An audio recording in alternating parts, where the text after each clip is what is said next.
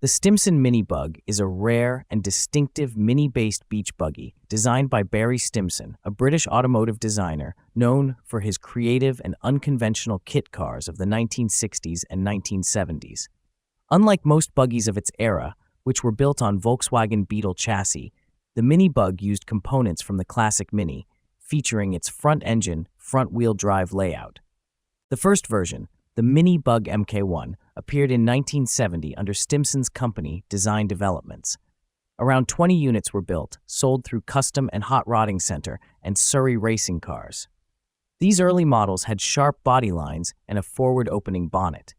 After suggestions from dealers, Stimson refined the design, introducing a transitional Mk1 1/2 with improved weather protection and detachable body panels. Only 3 of these were made.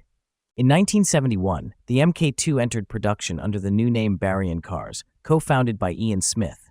This version featured fiberglass panels, a metal-framed laminated windscreen, and was offered in 4 colors: pirate red, golden yellow, light blue, and white. About 160 Mk2s were produced until 1973, with small exports to the Netherlands, South Africa, and Switzerland. A racing variant, the CS+1, was developed in 1972, featuring a wider cabin and reinforced chassis. Only 4 were made.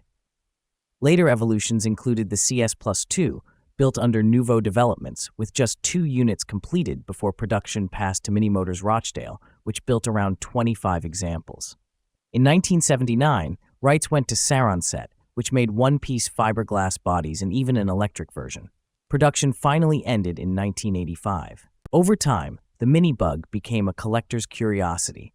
With its lightweight fiberglass body, mini drivetrain, and quirky styling, it remains one of the most unusual and inventive interpretations of the British Mini, an enduring symbol of 1970s kit car creativity.